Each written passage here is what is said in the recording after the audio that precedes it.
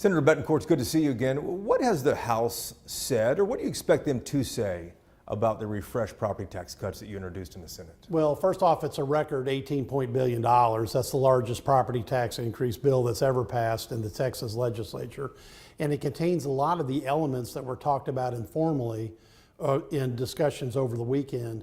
But more importantly, it's a great path for all Texas businesses, all homeowners, because we've added components not only just to have eye-popping numbers for homesteads, $1,270 a year for the average home, up to $1,500, but a whole bunch of great business tax relief too. Is this going to get any traction at all in the House? Well, it has to at some point in time. The problem we've got with this session is the House took a look at our bills, passed their own bills, and then they quit. They signed, died. So for 3 weeks, they haven't been back.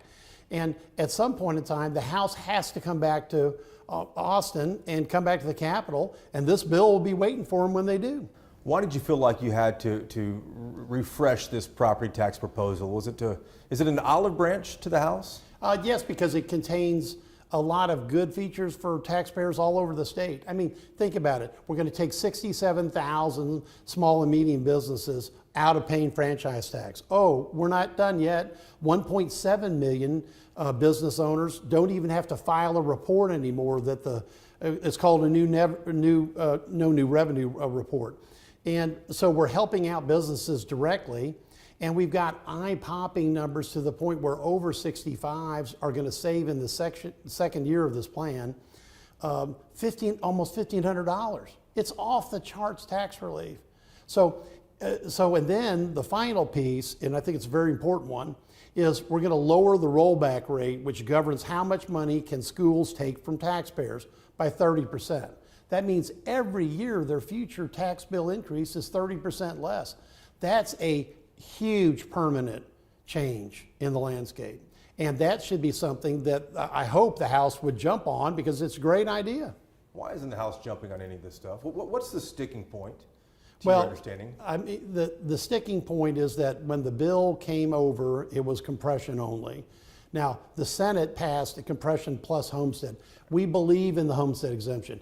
I think it's an important part of public policy, of what's good financially for our homeowners, and really what's best for long-term societal needs is getting people into their homes and keeping them there. But what are you hearing from the House on why they don't want homestead?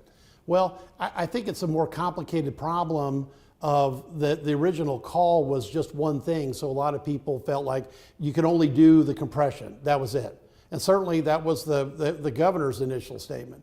Now, I think as this evolves back to a tax plan that's good for everybody, you've got to look at all the components, and that's what this bill does. Look, the bill was supported by every senator. You saw one bipartisan senator after the next come up and testify. I didn't ask them to do that, because they knew the plan is that good. This is the world record of property tax relief bills. It is. There's no one else that's ever proposed $18 billion at one time. But it's the entire Senate doing it. I'm just the author, and the lieutenant governors plowed the road on it too. So we as a group believe this is a great plan for all Texas taxpayers. What's going to break this stalemate at the end of the day, whenever that might happen? I think a recognition of the obvious. What's the best for Texas taxpayers? See, that's what's been missing in the debate. Because while you can pass a bill and leave town, and we're working on codifying really good ideas, and there's been telephone discussions back and forth between both chambers. At some point in time, you have to recognize the obvious. What are we doing this for? We're trying to give $18 billion back to the public in the best way we can. What's the best tax relief package? And this $18 billion, it's a record. It's got eye-popping numbers for homeowners. It's got additional help for businesses, and it's going to protect both businesses and homeowners long-term on their tax bills. It's a win-win-win. Oh, and I didn't even tell you, school districts get to keep $642 million on their debt rate calculations. It is a win for everybody, and that's what they need to recognize. This is a win-win-win. Win for the House, win for the Senate, win for all of Texas. There have been telephone conversations back and forth? Oh, sure. I mean, over the weekend, the holiday weekend, I was on the phone to midnight every night, okay, and during the day. But it wasn't just me doing it. Right. We actually had people, other senators involved, talking to other House members. And Lieutenant Governor was on constantly. So we're trying to come to a deal. But my message to the Texans is, look at the Senate plan. I think you'll think it's a great plan. And I hope the House members agree. Is the House just looking at this very narrowly, do you think, at compression only, looking at the call? Is the House just looking at the call very narrowly, just thinking compression only?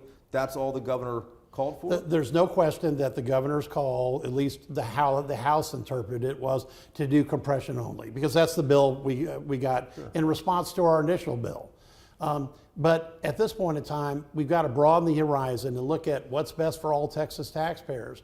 And this Senate plan is eye-popping savings for homeowners, great relief for businesses, long-term relief for both, with the rollback rate going lowering, and it's also got money for school districts for fast growth and recapture districts. It's a win-win-win. It's something that we need to recognize why we're doing this.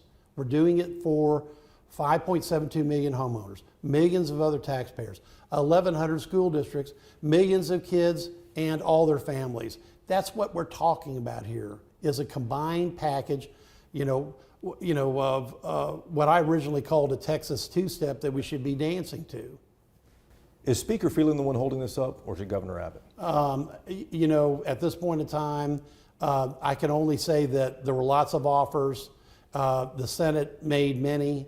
There was, offers that I know Lieutenant Governor approved, and who's actually saying no is up to them to describe, not to me. Last question for you. The Lieutenant Governor said there are 6 weeks left to reach an agreement in order to have enough time to put this on the November ballot for Texans to decide. What happens if that 6 weeks elapses and no agreement is reached? Does this go to the ballot if it finally gets agreed upon in March or next November? Well, what happened with the homestead exemption from 2021 is that it did go in the next year in May, and the public approved it with 85%. See, we put a homestead increase of this magnitude on the ballot, it's going to get approved.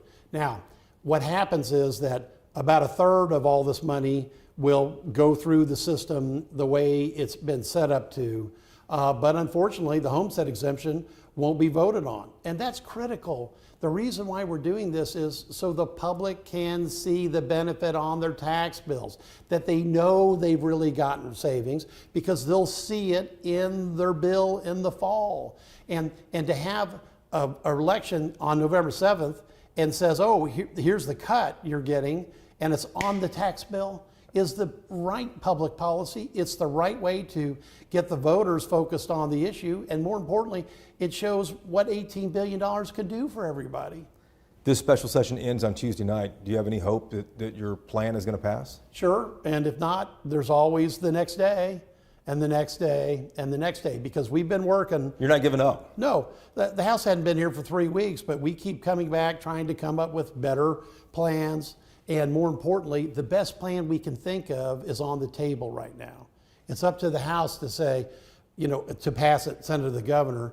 But more importantly, it's up to Texans to recognize it and help us in the process of passing it. We do only have about 6 weeks before we can get this on the ballot in November. And I want Texans to vote on it. The entire Senate wants Texans to vote on it. I think Texans want to vote on it. So let's vote on it. Senator, thank you so much. Thank you.